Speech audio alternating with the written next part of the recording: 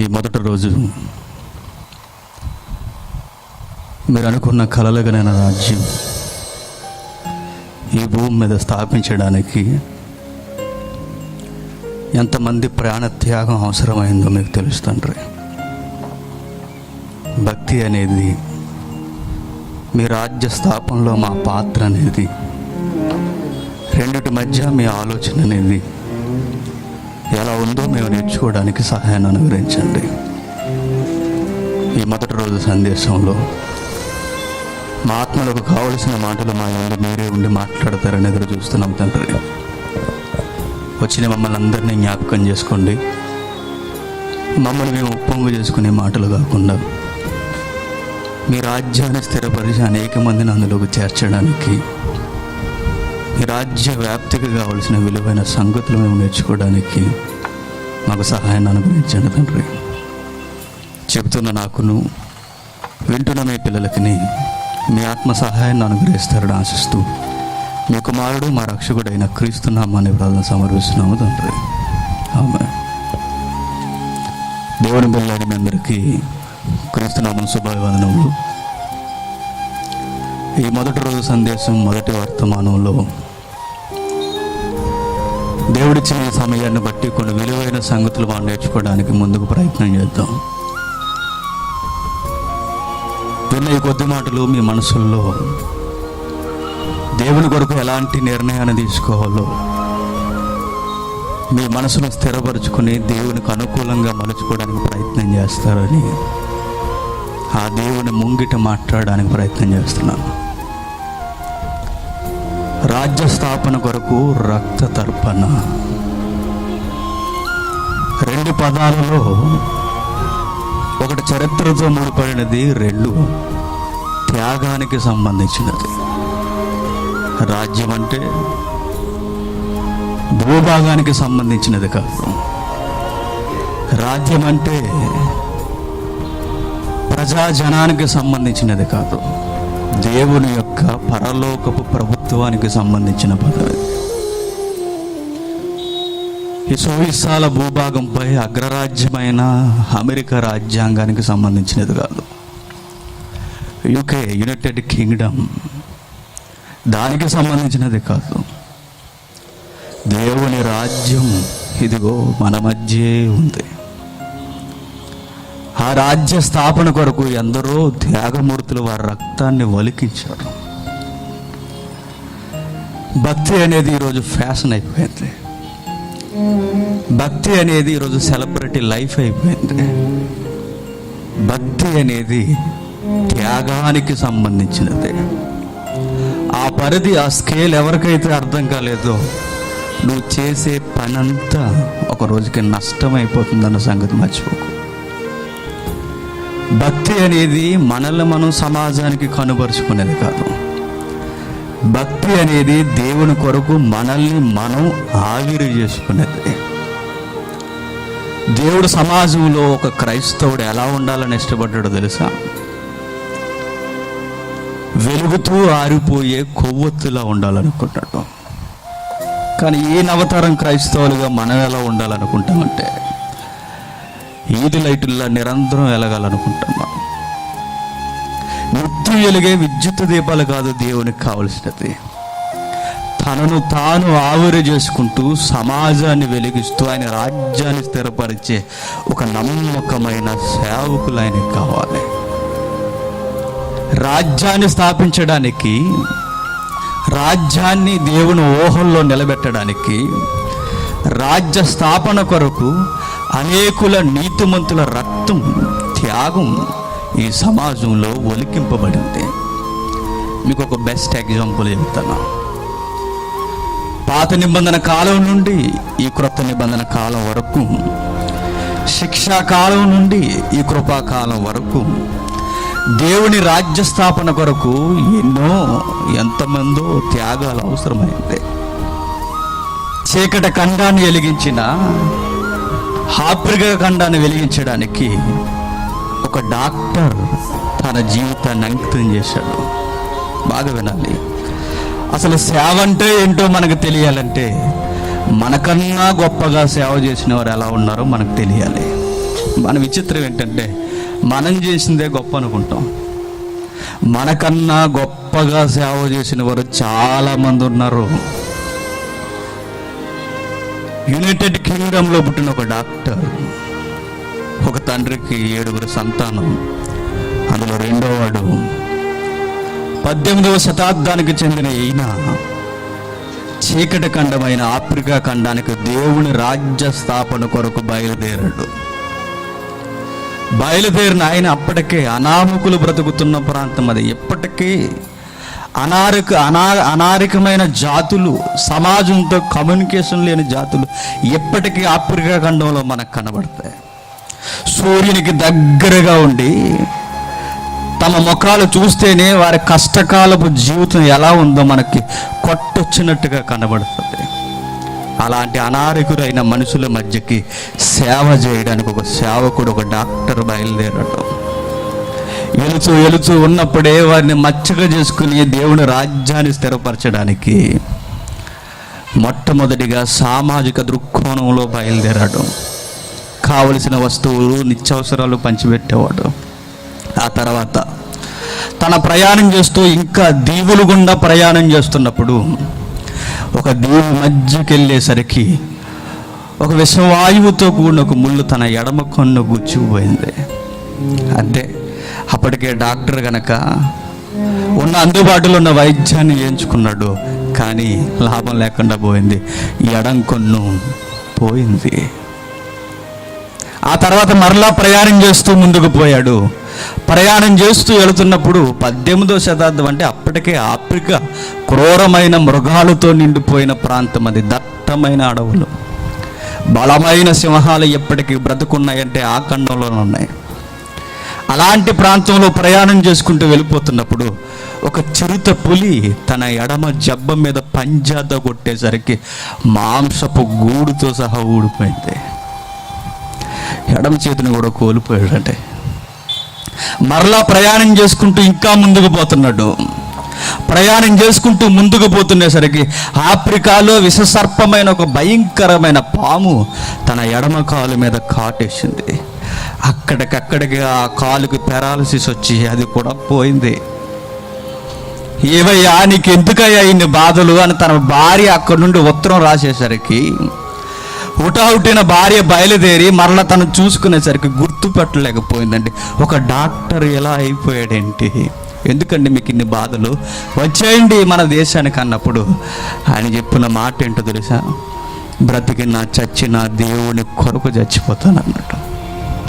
ఎడమ కన్ను పోయింది, ఎడమ చేయి పోయింది, ఎడమ కాలు పోయింది.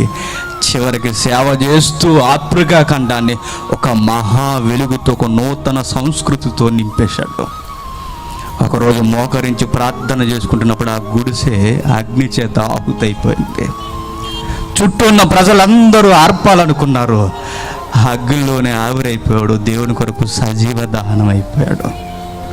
అప్పుడు ఆఫ్రికా ఖండం, ఇంగ్లాండ్ దేశం కొట్టుకున్నాయండి ఆ బాడీ కోసం. ఎందుకో తెలుసా? ఈ గొప్ప సేవకుడు మా దేశానికి సంబంధించిన వాడు అన్నారు.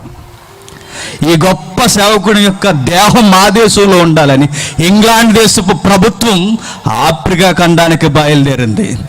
ఆఫ్రికా ఖండం ఏముందో తెలుసా? No no no no no మమ్మల్ని వెలిగించడానికి వచ్చిన ఒక మహాభక్తుడు, ఈయన దేహం మా మధ్యే ఉండాలన్నారు. కుదరదు అన్నారు. చూసారా, ఒక సేవకుని కొరకు 2 ఖండాలు కొట్టుకుంటున్నాయి. అది సేవ అంటే. ఒక సేవకుని కొరకు 2 ఖండాలు పోట్లాడుకున్నాయండి. ఉటావుటను వచ్చి ఇంగ్లాండ్ ప్రభుత్వం తీసుకెళ్ళిపోవడానికి సిద్ధమవుతున్నప్పుడు పరుగున ఒక యువకుడు వచ్చి ఏం చేశాడో తెలుసా? దేహాన్ని అయితే పట్టుకెళ్ళిపోండి, కానీ ఆయన గుండెను మాత్రం మాకు ఇచ్చేయండి అని అడిగారు. గుండెను సీరుకుని ఆ గుండెను అక్కడ కప్పెట్టుకున్నారండి. ఎప్పటికీ 2 సమాధులు కలిగిన ఒకే ఒక వ్యక్తి భూమి మీద ఉన్నాడంటే డేవిడ్ లివింగ్స్టన్. ప్రపంచంలో ఆయనే సేవకుడు. అది సేవ అంటే, అది రాజ్యస్థాపన అంటే, అది దేవుని కొరకు అసూలు బాయడం అంటే. మనం చేసే సేవ ఏముంది? వినడానికే పెద్ద నొప్పి మనకి. మనం చేసే సేవ ఏముంది? అటెండెన్సే లోపం మనకి. సేవ అంటారా దీన్ని? దేవుని కొరకు సేవ చేయడం అంటే సజీవ దహనం అయిపోవాలండి. ఎందరో త్యాగధనులు వారి రక్తాన్ని కార్చి దేవుని రాజ్యమైన సంఘాన్ని ఈ భూమండలం మీద స్థాపించారు. అది రాజ్య స్థాపన అంటే. దేవుని సంఘాన్ని స్థాపించడానికి ఎందరో నీతిమంతులు తమ రక్తాన్ని ఒలికించారండి. ఎందరండి? ఒకరా, ఇద్దరా?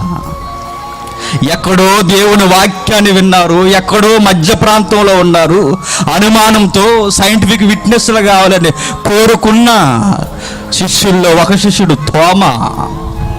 రుజువులతో యేసుక్రీస్తుని నమ్మిన తర్వాత ఒక బరువైన మాటను భుజాల మీద వేసుకొని బయలుదేరిపోయాడు.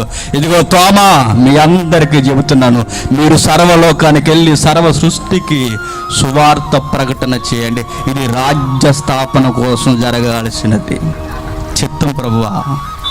బయలుదేరిపోయాడు. మధ్య ఆసియా నుండి హిందూ దేశమైన మద్రాసు వరకు ప్రయాణం చేశాడు. చెన్నై పట్టణానికి వచ్చాడు. బ్రాహ్మణుల చేతిలో హతమైపోయాడు. ఎలా అయిపోయాడు? రక్త తర్పణ జరిగించాడు. ఇండియాకు తోమా రాలేదని లేనిపోయిన హిస్టరీలు చెప్తారు, అలాంటివి నమ్మకండి. ఇండియాకు తోమా వచ్చాడు. కేరళ రాష్ట్రాన్ని వెలిగించాడు. మొట్టమొదటిసారిగా క్రైస్తవ్యం కేరళలోనే ఊపునందుకుంది. ప్రపంచంలో మొట్టమొదటిసారిగా ఇండియాకు వచ్చిన తోమా యొక్క వెలుగులోనే ఇప్పటికీ సిరియా బాప్టిస్ట్ చర్చ్ ఇక్కడికి కళ్ళ ముందు మనకు కనబడుతుంటుంది. ఆయన స్థాపించిన సంఘానికి మొట్టమొదటి సభ్యులు, సంఘ సభ్యులు, రాజ్య స్థాపనలో వచ్చిన సభ్యులు ఎవరో తెలుసా? బ్రాహ్మణులు. అందుకే కేరళలో చాలా ప్రశస్తంగా ఉంటుందండి సేవా కార్యక్రమం. అక్కడి నుండి బయలుదేరిపోయిన కార్యక్రమం అంచెలంచెలుగా పాక్కుంటూ ముందుకు వెళ్ళిపోయింది. దేవుని రాజ్య సువార్త వ్యాప్తి జరుగుతున్నప్పుడు, బైబిల్ చదువుతున్నప్పుడు ఒక ప్రశ్న ఎప్పుడు మనసులో తలుస్తూనే ఉంటుంది. ఆ ప్రశ్న ఏంటో తెలుసా? ఇంత గొప్ప సేవ చేశాడు పేతురు, ఇంత గొప్ప సేవ చేశాడు పౌలు, ఇంత గొప్ప సేవను జరిగించాడు తోమా, ఇంత గొప్ప సేవను జరిగించాడు అపోస్తలులందరూ. వారు చేసిన సేవను నేనెందుకు చేయలేకపోతున్నాను? ఎప్పుడైనా వచ్చిందా ప్రశ్న? రావాలి. వారు మనుషులే, నేను మనుషునే. వారు సమాజంలో బ్రతికిన వారే, నేను సమాజంలో బ్రతికిన వారే. వారు యేసు కొరకు అంత బలంగా నిలబడ్డారు, నేనెందుకు నిలబడలేకపోతున్నాను? వారికి అర్థమైన క్రీస్తు ఏంటి, నాకు అర్థం కాని క్రీస్తు ఏంటి? వారు నిలబడిన విధానం ఏంటి, నేను నిలబడే విధానం ఏంటి? వారు జరిగించిన సేవ ఏంటి, నేను జరిగించే సేవ ఏంటి? జీవితాలే దారబోసేశారే, రక్తాన్ని కాచి దేవుని రాజ్య స్థాపన స్థిరపరిచారే. మరి నేనెందుకు అలా ఉండలేకపోతున్నాను? ఎందుకంటే వారు చూసిన క్రీస్తు దృక్కోణం వేరు, మనం చూసింది వేరు. వారికి అర్థమైన క్రీస్తు వేరు, మనకు అర్థమైన క్రీస్తు వేరు. భూమి మీద ఉండగానే మానవాళ్ళు సామాన్య మానవాళ్ళుగా పిలువబడుతున్న వాళ్ళు యేసుక్రీస్తు కొరకు నిలబడిన తర్వాత సామాన్యులు అనుకోకండి, జాలర్లు అనుకోకండి. వారు ఎంత గొప్పవారు ఒక మాట చెప్పన, మట్టి మార్గాల్లో నడుస్తూనే పరలోకపు పౌరసత్వాన్ని పొందిన వారు శిష్యులు, వారు అపోస్తులు. మట్టి మార్గాల్లో నడుస్తూ పరలోకపు పౌరసత్వాన్ని అందుకున్నారు. మనము భూమి మీద ఉండగానే నాకు పరలోకం కన్ఫామ్ అని ఫిక్స్ అయిపోయిన క్యాండిడేట్స్ అండి వారంతా. మనకి 60 ఏళ్ళ చివరిలో చచ్చిపోయే సమయానికి కూడా డౌటే, మనకు పరలోకం వస్తుందో లేదు. భక్తి అంటే అలా ఉండాలి.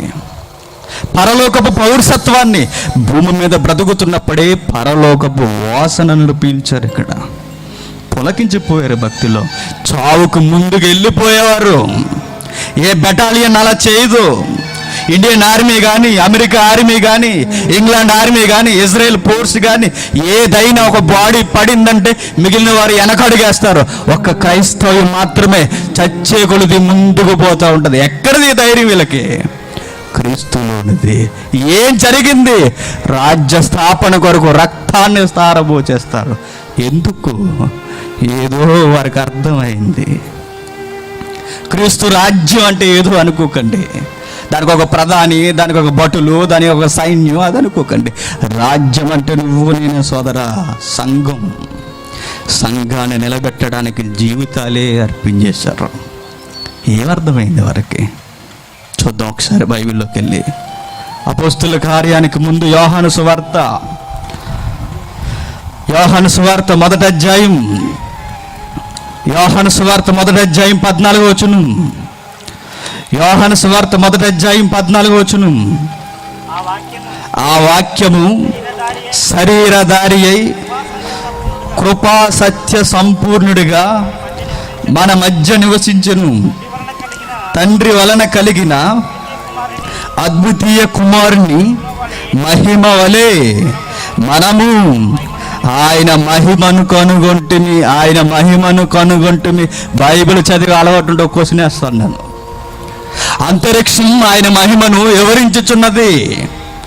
అంతరిక్షం ఆయన యొక్క కార్యాలను బయలుపరచుచున్నది. దేవుని గురించి తెలియాలంటే అంతరిక్షాన చూడని పాత నిబంధన గ్రంథకర్తలు అన్నారు, క్రొత్త నిబంధన గ్రంథకర్తలు అంటున్నారు దేవుని మహిమ క్రీస్తులో కనుగొంటిమి. అంటే సృష్టిలో కాదయ్యా దేవుని మహిమ, అది సెకండరీ. ఫస్ట్ మనం కనుగొనవలసినది క్రీస్తులో. అపోస్తులు ఎంచుకున్న స్కేల్కి కానీ, పాత నిబంధన గ్రంథకర్తలు చూసే విధానం కానీ, సామాజికంగా సమాజంలో బ్రతుకుతున్న తత్వజ్ఞానం తెలిసిన వారే కానీ, శిష్యులు చూసే విధానం కానీ చాలా వేరియేషన్ కనబడిపోతుంటుందండి. అందుకే భక్తిలో ఉన్నవాడు ఒక కోణంలో చూస్తాడు, భక్తి లేనివాడు మరో కోణంలో చూస్తాడు సమాజాన్ని. శిష్యులు దేవుని మహిమను యేసుక్రీస్తులో కనుగొన్నారట. కృపా సత్య సంపూర్ణిగా మన మధ్య నివసించాడు. ఈ కాంటెక్స్లో వాడుతున్న పదజాలం ఎక్కడదో తెలుసా? గ్రీకిజానికి సంబంధించినది. ఎస్ట్రే తెలియాలి. గ్రీకులకి ఒక మహిమ ఉందని నమ్ముతారు. గ్రీకులు ఒక మహా వెలుగుందని నమ్ముతారు. గ్రీకులు దేవుళ్ళకు ఒక కేంద్ర స్థానం ఉందని నమ్ముతారు. అక్కడి నుండి వెలుగు భూమి మీదకి రాబోతుందని నమ్ముతారు. వారి సిద్ధాంతాన్ని పటాపంచలు చేయడానికి గ్రంథకర్త అయిన యోహాను వాడుతున్న పదజాలం ఇది. ఇదిగో తత్వజ్ఞానం తెలిసిన గ్రీసు దేశాలలారా చెబుతున్నాను, మహా వెలుగు అక్కడి నుండి దిగి వచ్చిన ఆ వాక్యం కృపా సత్య సంపూర్ణుడిగా మా మధ్య నివసించింది. మా మధ్య తిరిగాడు, మాతో ఉన్నాడు, మాతో తిన్నాడు, మాతో తిరిగాడు. మా చేతులు ఆయన తాకాయి, మా కళ్ళు ఆయన చూశాయి. అక్షరాలు మాకు అర్థమైంది, ఆ దైవమే భూమి మీదకి మానవ రూపంగా వచ్చింది. ఎందుకు? రాజ్య స్థాపన చేయడానికి. ఏ రాజ్యం? భౌగోళిక రాజ్యం కాదు, దావీదు రాజ్యం కాదు, సొలొమోను రాజ్యం కాదు, ఇశ్రాయేలు అగ్రగణ్యులైన చక్రవర్తుల రాజ్యాంగం కాదు ఇది. మరి దేనికి సంబంధించిన? పరలోకపు రాజ్యాన్ని భూమి మీద స్థాపించడానికి వచ్చాడు. శిష్యులు గుర్రు పెట్టి చూశారండి. శిష్యులు యేసుక్రీస్తు వైపు కేంద్రీకరించి చూశారు. అర్థమైపోయింది, రాజ్యం అంటే ఏంటో అర్థమైంది, రాజ్యాన్ని ఎలా స్థాపించాలో అర్థమైంది. అందుకే వారు తమను తాము పరిచయం చేసుకుంటున్నప్పుడు ఎలా పరిచయం చేసుకుంటున్నారు చూడండి ఒకసారి. ఫిలిప్పీలకు రాసిన పత్రిక, అపోస్తుడైన పౌలు ఫిలిప్పీ సంఘానికి రాసిన పత్రిక మొదటి అధ్యాయం మొదటి వచనం. ఫిలిప్పీలో ఉన్న క్రీస్తు యేసునందలి సకల పరిశుద్ధులకును అధ్యక్షులకును పరిచారకును క్రీస్తు యేసు దాసుడైన పౌలును తిమోతియును శుభమని చెప్పి రాయినది. ఏమంటున్నాడు చూసారా? సంఘానికి పత్రిక రాస్తూ అపోస్తుడైన పౌలు పరిచయం చేస్తున్న విధానం ఏంటో తెలుసా? నేను క్రీస్తుకి దాసుడను. ఏంటి పౌలు ఎవరు? చిన్నోడా చెప్పండి? లగ్జరీ లైఫ్లో నుండి వచ్చాడండి. రాజరికపు వ్యవస్థ ఎలా ఉంటుందో ఆయనకి తెలుసు, గుర్రపు సవారీ ఎలా ఉంటుందో తెలుసు.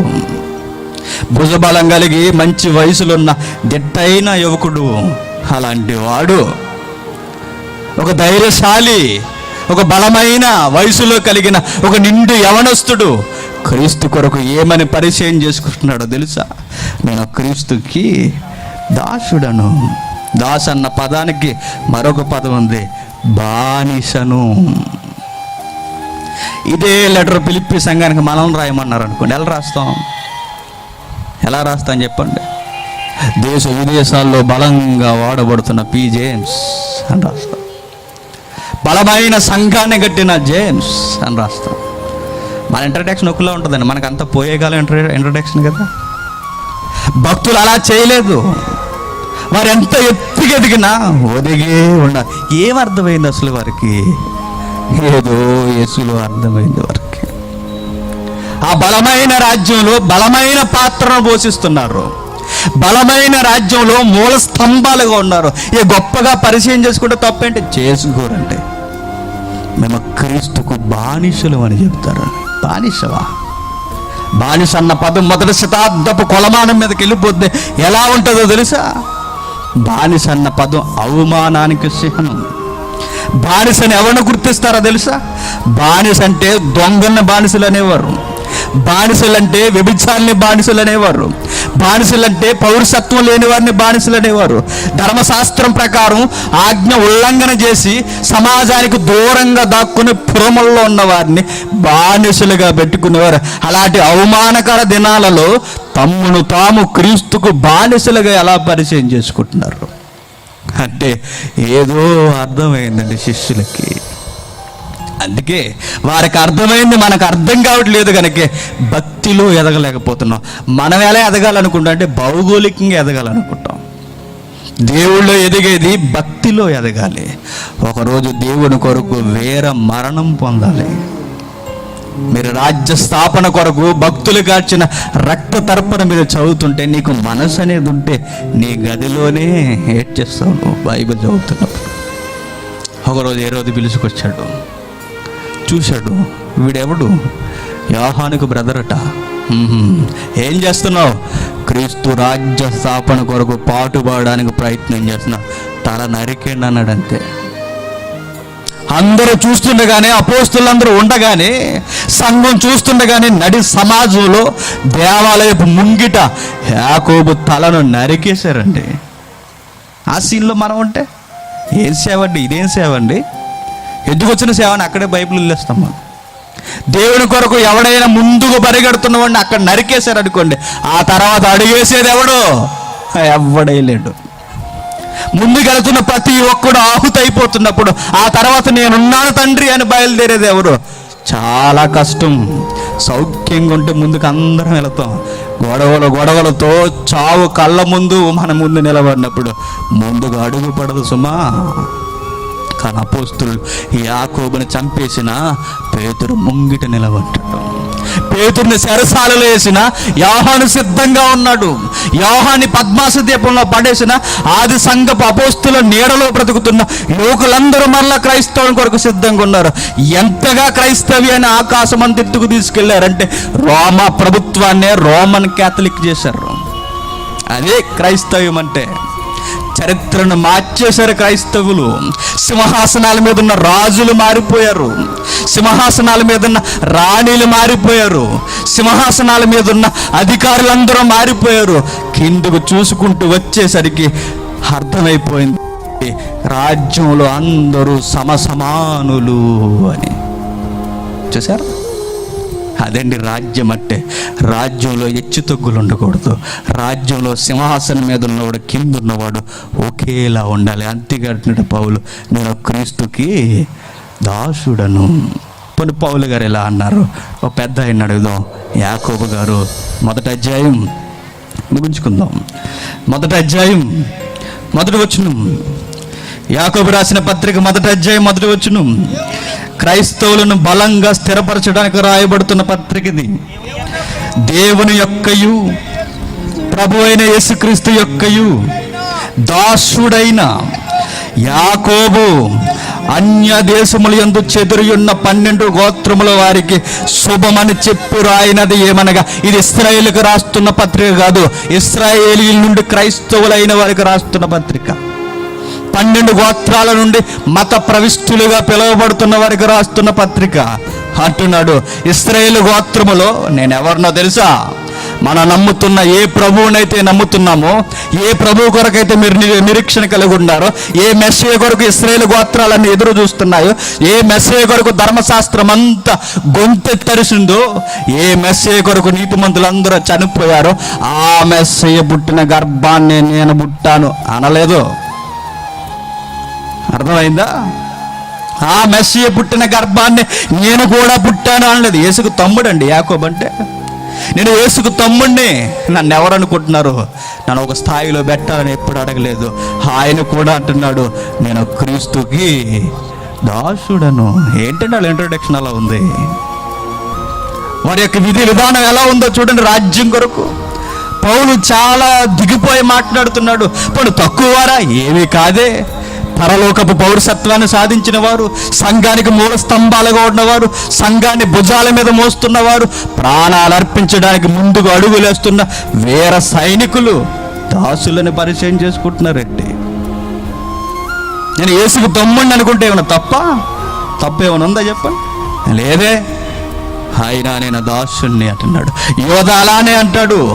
పెద్ద ఆయన పేతురు కూడా అలానే అంటాడు. 2వ పేతురు పత్రిక 1వ అధ్యాయం, పేతురు రాసిన 2వ పత్రిక 1వ అధ్యాయం, చెదిరిన సంఘాన్ని స్థిరపరుస్తూ అపోస్తుల్లో వయసులో పెద్దవాడైన పాండిత్యం కలిగిన ఒక పామరుడు పండితుడై సంఘానికి స్థిరపరచడానికి రాస్తున్న 2వ పత్రిక 1వ అధ్యాయం 1వ వచనం, యేసుక్రీస్తు దాసుడను అపోస్తులునైన సీమోను పేతురు.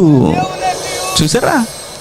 యేసుక్రీస్తు అపోస్తుడైన పేతురను అని అనలేదు. యేసుక్రీస్తుకి దాసుడును, ఆ తర్వాత నేను అపోస్తుడును. అపోస్తుడు అంటే అది ఒక కేడర్ అనుకోకండి. అపోస్తుడు అంటే క్రీస్తు పక్షాన పంపబడిన ఒక సామాన్యమైన దాసుడు. అపోస్తుడు అంటే పంపబడిన వాడు, క్రీస్తు పక్షాన పంపబడిన ఒక దాసుడు. పేతురు కూడా గొప్పగా చెప్పుకొచ్చండి, ఇదిగో అపోస్తుల్లో నేనే పెద్దోడిని, పరలోకపు రాజ్యపు తాళపు చెవులు 11 మందికి ఎవరికి దక్కపోయినా ప్రభు పిలిచి నాకే ఇచ్చాడు అని ఇంట్రొడక్షన్ చెప్పుకోవచ్చు. కానీ చెప్పలా. ఏమని చెప్తున్నాడు తెలుసా? నేను క్రీస్తుకి దాసుడను. ఎందుకు దాసులుగా మారిపోయారు? దాసుడు ఎప్పుడు ఎలా ఉంటాడో తెలుసా? యజమాని చిత్తాన్ని నెరవేర్చడానికి ప్రాణత్యాగానికైనా సిద్ధంగా ఉంటాడు. ఎందుకు వారు దాసులుగా పరిచయం చేసుకున్నారు? భక్తి అర్థం అవ్వాలండి. అర్థం కాని భక్తి ఎంత కొనసాగించిన వేస్ట్ అంటే ఒక రోజుకి నష్టపోతాం. దేవుని కొరకు మనం వెలుగుతూ ఈ భూమి మీద ఆవిరైపోవాలంటే అపోస్తులు తీసుకున్న బలమైన నిర్ణయం తీసుకోవాలి. జీవితంలో ఎప్పుడు ఒక టార్గెట్ పెట్టుకోండి, లాస్ట్ మినిట్లో సేవలో చచ్చిపోవాలని, దేవుని కొరకు మాట్లాడుతూ చచ్చిపోవాలని. అబ్దుల్ కలాం మాట్లాడుతూ చచ్చిపోయాడు దేశం కొరకు. నేను అడుగుతున్నాను, క్రైస్తవుడా, అబ్దుల్ కలాంలా కాదు, దేవుని కొరకు ఒక బలమైన పాత్రగా మాట్లాడుతూ చచ్చిపోవాలి ఒకరోజు. ఆ చావు కొరకు ఎదురు చూడండి.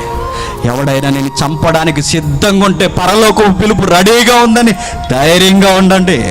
ఎందుకంటే నువ్వు రాజ్య స్థాపన కొరకు భూమి మీదకి వచ్చిన ఒక బలమైన ఆయుధం. ఎత్తుకు పై ఎత్తులేయడం కాదు, చావడానికి సిద్ధంగా ఉండాలి. అపోస్తులు అలానే ఉన్నారు.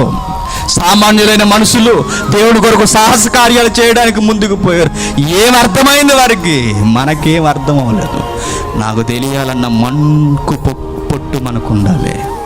చూద్దాం ఒకసారి అపోస్తుల కార్యములు, క్షమించండి, కీర్తన గ్రంథం ముగించుకుందాం. 49వ అధ్యాయం, కీర్తన గ్రంథం 49వ అధ్యాయం.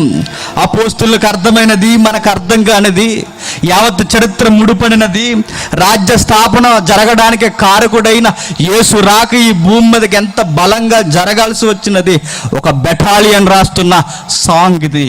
అదే కీర్తన గ్రంథం 49వ అధ్యాయం 7వ వచనం నుండి. ఎవడును 49 స్టార్టింగ్ నుండి ఒకసారి చూద్దాం. మన చిన్న అక్షరాలు ఉన్నాయి చూడండి. ప్రధాన గాయకునికి కొరాహు కుమారులది ఈ గీతం. ప్రధాన గాయకుడు అంటే సొలొమోను మందిరంలో అనేకులు గాయకులు ఉండేవారు, సింగర్స్. అందులో మెయిన్ సింగర్స్ కూడా ఉంటారు. మెయిన్ సింగర్కి రాస్తున్నారు పాట. ఎవరు రాసేది? ఒక సైనిక బృందం. సైనికులు అంటే తెలుసా? ఆర్మీ, నేవీ, పోలీస్ డిపార్ట్మెంట్ అంటారు చూసారా? వాళ్ళే. కొరాహు కుమారులు అంటే ఎవరో తెలుసా? చెప్పడానికి టైం సరిపోదు, చాలా చరిత్ర ఉంది. కొరాహు కుమారులు అంటే ఒకరోజు మోసే మీదకి దండయాత్ర చేస్తాడే 250 మంది పెద్ద మనుషులు పెట్టుకొని. భూమి విభాగింపబడి వారిని ఒకేసారి మింగివేస్తుంది. ఆ 250 మంది ఒకేసారి చనిపోతారు.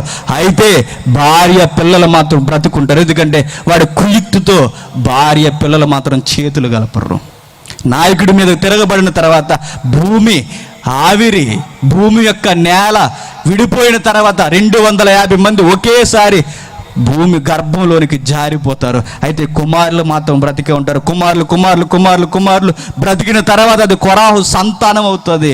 ఆ కొరాహు సంతానం దావీదు కాలానికి వచ్చేసరికి దావీదు ఒక పని అప్పగిస్తాడు వారికి. ఇదిగో కొరాహు కుమారులారా, మీకు చెప్తున్నాను, మీరు దేవాలయంలో ఎస్కాట్ చేయాలి. Escort means security. ఇదిగో సైనిక బృందంగా మీరు ఉండండి. సైనికులు గుండా మీరు దేవాలయంలో ఉండి ద్వారాల దగ్గర మీ విధి నిర్వహణలో మీరు ఎప్పుడు నిమగ్నమై ఉండాలి. వస్తున్నవారు ఏం చేస్తున్నారు, పోతున్నవారు ఏం చేస్తున్నారు, శత్రువర్గం లోపలికి రాకుండా దట్టంగా మీరు పని నిర్వహణలో ఉండాలని సైనికులుగా ఏర్పాటు చేశాడు. ఈ సైనికులు ఒక విషయాన్ని గమనిస్తున్నారు. గమనించి హృదయంలో ఉన్న ఆవేదనతో ఒక పాటను రాస్తున్నారు.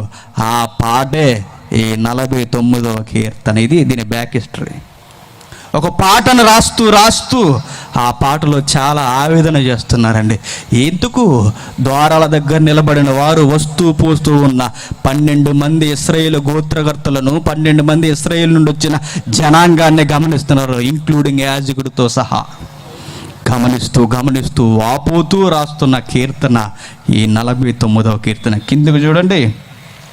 సర్వజనులారా ఆలకించుడి, సామాన్యులేమి, సామంతులేమి, ధనుకులేమి, దరిద్రులేమి, లోక నివాసులారా, మీరందరూ ఏకముగా కూడి శివయొగ్గిడి. ఈ కీర్తన ఎవరికి?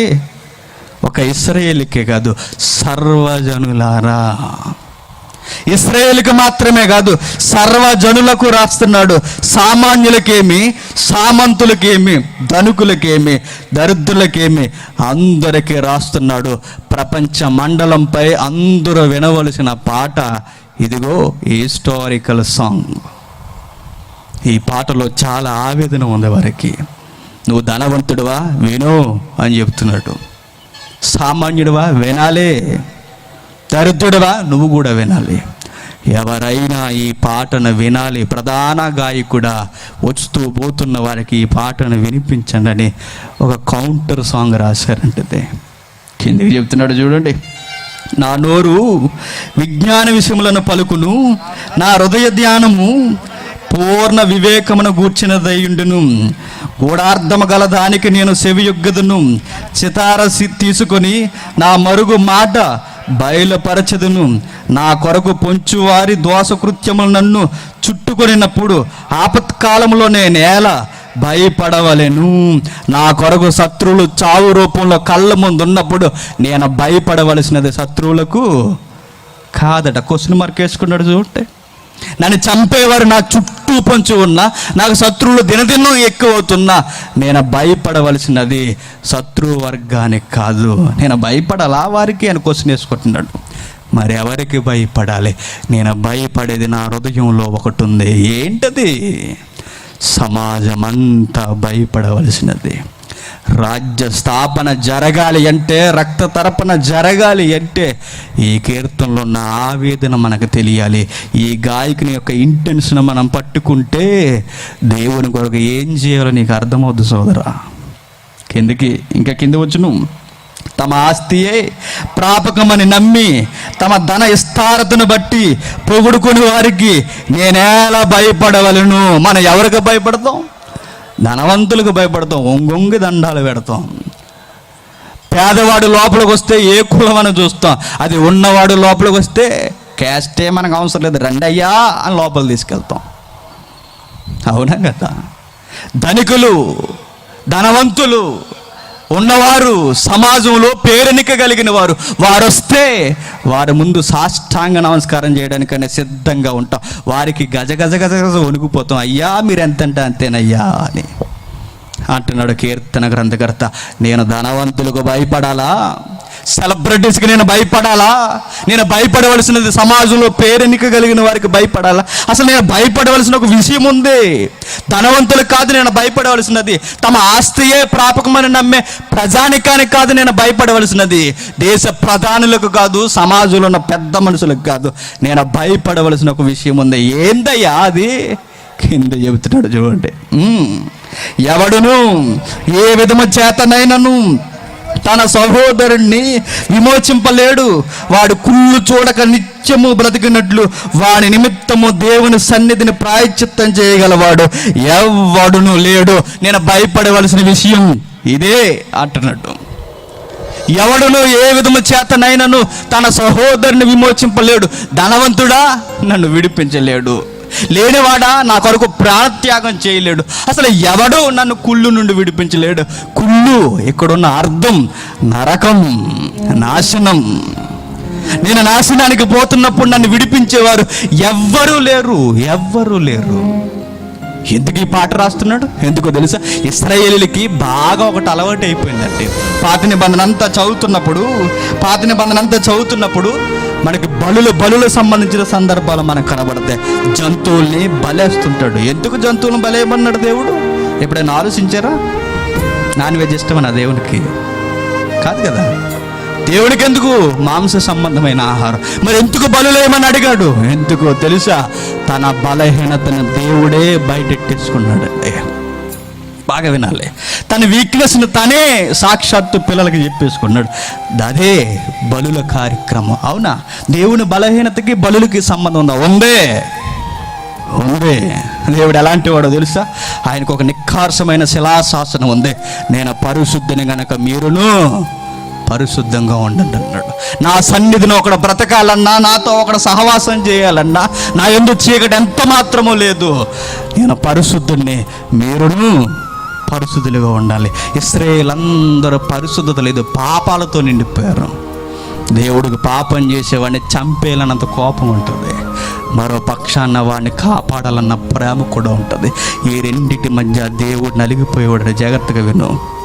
ఈ రెండిటి మధ్య దేవుడు నలిగిపోయేవాడు. ఓ పక్షాన మనిషిని చంపేయాలన్నంత కోపం, వీడు పాపం చేస్తున్నాడు, నా మీద వీడికి గురి లేదు. మరో పక్క వీడు నా కుమారుడు, వీడిని ఎలా అయినా నాశనానికి పోకుండా రక్షించాలి.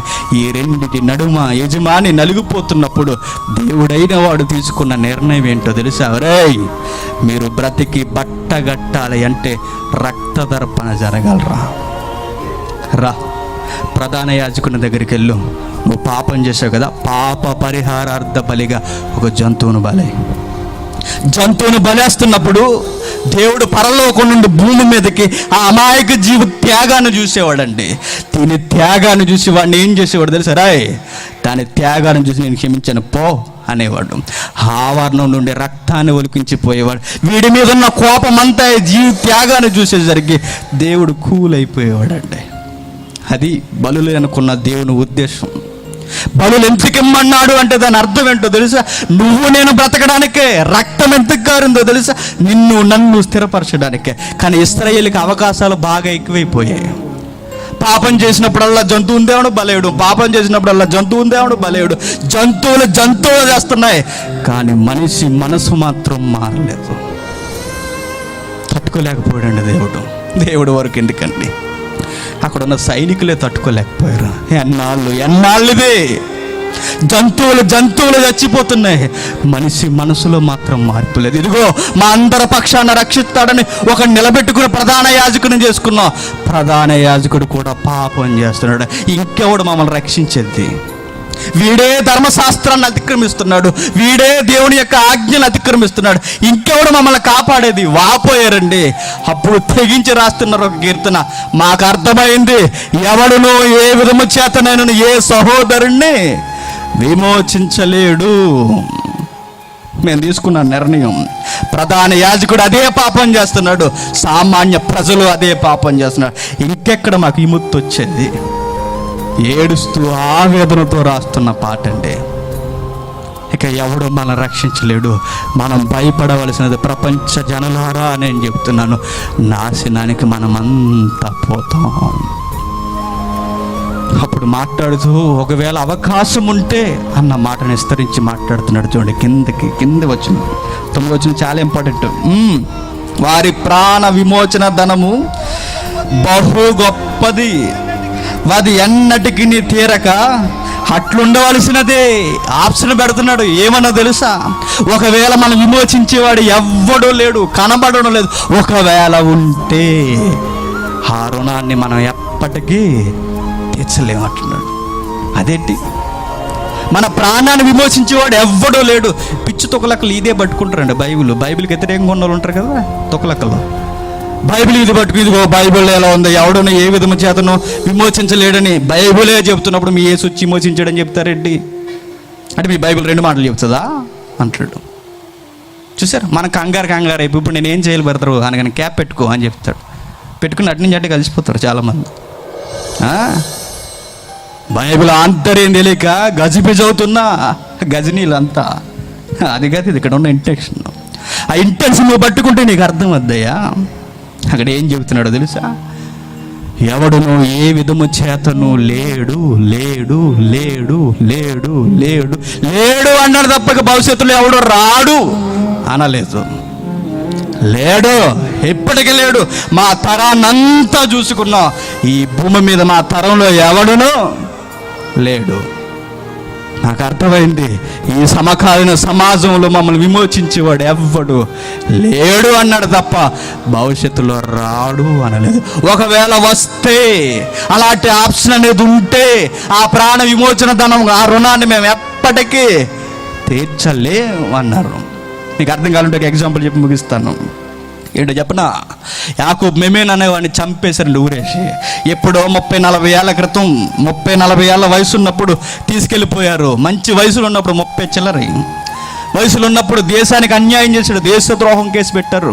ఎందుకో తెలుసా? ముంబై దాడులు జరిగినప్పుడు అక్యూజ్డ్లో ఒక ఇతను, ముద్దాయిల్ లిస్టులో ఒక అతను. ఎందుకంటే ఇండియన్ అయి ఉండి, భారత పౌరుడై ఉండి, పరాయి దేశమైన పాకిస్తాన్తో చేతులు కలిపి అమాయకులైన ముంబై ప్రజలను చంపేయడానికి ఇక్కడుండి ఆయుధాలు సప్లై చేశాడు. వీడిని తీసుకెళ్లి దేశద్రోహం కింద 30 ఏళ్ల క్రితం, అంటే 30 సంవత్సరాల వయసు అప్పుడు లోపల పడేశారు. ఆ తర్వాత వారికి జడ్జిమెంట్ వాయిదాల మీద వాయిదాలు పడి చివరికి 60 ఏళ్ళ వయసు వచ్చినప్పుడు జడ్జిమెంట్ ఇచ్చేసిన సుప్రీంకోర్టు వీడిని ఉరి తీసేయండి అనేసి. తెల్లవారిది వాడి పుట్టినరోజు, తెల్లవారిది అదే మరణ సంబంధమైన రోజు. ఇంకొక విషయం ఏంటో తెలుసా? మరో 2 రోజుల్లో కూతురు పెళ్ళి. ఎంత ఉన్నప్పుడు జైల్లోకి పోయాడు. కూతురు ఎంత ఉన్నప్పుడు జైలుకి వెళ్ళాడు. 2 విషయాలు ఇప్పుడు కళ్ళ ముందు ఉన్నాయి. తెల్లవారితే పుట్టినరోజు, 2 రోజులు వెళితే కూతురు పెళ్లి రోజు. అలిగిపోయాడండి. అంత భయంకరమైన కిరాతకుడైన అతను శరసాలుండి ఏడ్చేశాడు. తెల్లవారితే ఎవరు శిక్షని, నన్ను విడిపించండి అప్పీలు పెట్టుకున్న రాష్ట్రపతి దగ్గరికి క్షమాభిక్ష లెటర్ పంపించాడు. తిరస్కరించి పంపించేసింది. అప్పుడు లేడీ ఉండేది ఆ టైంలో. సుప్రీంకోర్టు మెట్ల దగ్గరికి లెటర్ వెళ్ళింది, నన్ను క్షమించండి అయ్యా, చివరి క్షణాల్లో నన్ను ఇప్పుడైనా నేను బ్రతుకుతాను, వృద్ధాప్యానికి వచ్చేసాను, నన్ను క్షమించండి అడిగినప్పుడు క్షమించలేదండి, పంపించేశారు. అలాంటి టైంలో యాకోబు మెమన్ మధ్యకు ఒకడు వచ్చి, యాకోబు మెమన్ కానీ చంపారంటే కోర్టు ముందు నేను చచ్చిపోతాను, నేను ఆత్మహత్య చేసుకుంటాను, అతను బయటికి పంపించండి, లేదంటే అన్యాయంగా ఒకడు చచ్చిపోయాడని నేనే లెటర్ రాసి సుప్రీంకోర్టు మీద వ్యతిరేకమైన కేసు పెడతానన్నాడు. జడ్జిల మీద కూడా కేసులు ఉంటాయి తెలుసా విషయం మీకు?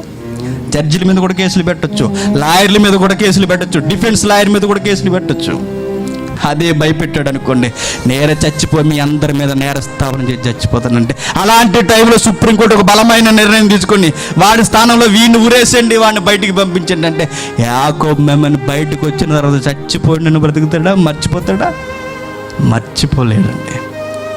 అది రుణం అంటే.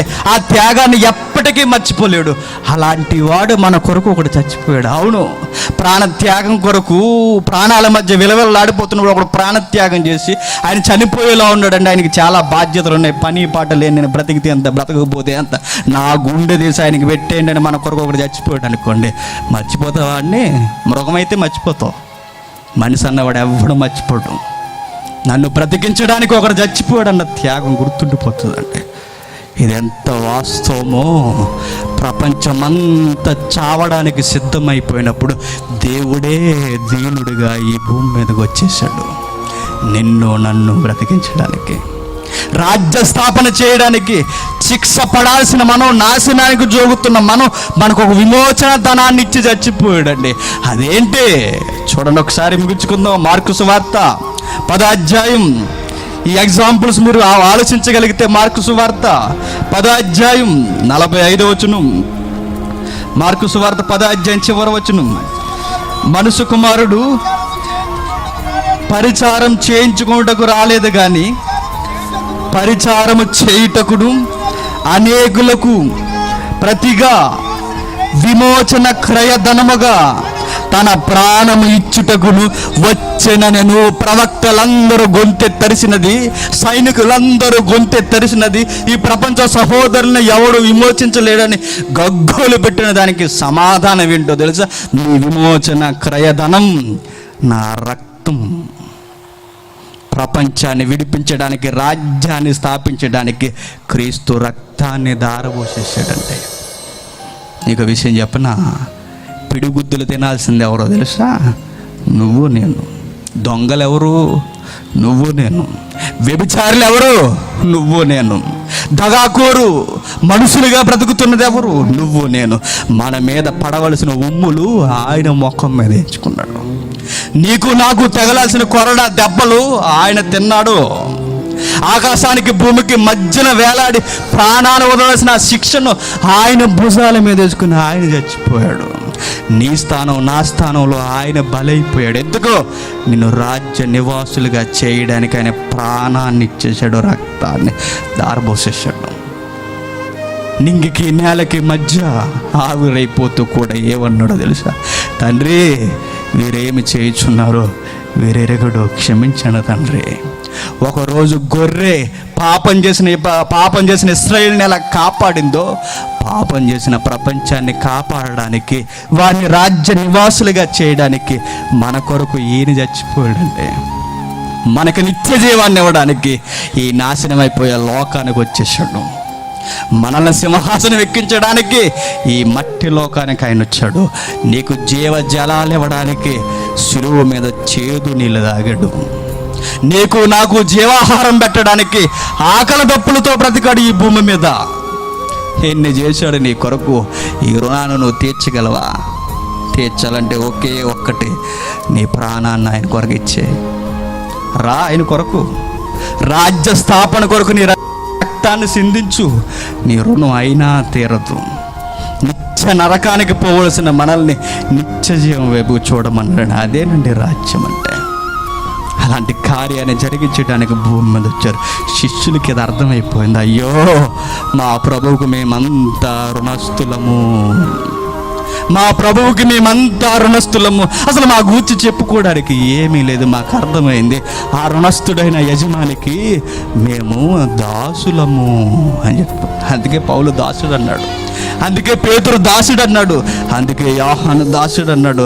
శిష్యులందరూ గొంతెత్తరిశాడు, ఆ మహనీయుడికి మేము దాసులము, దాసులము.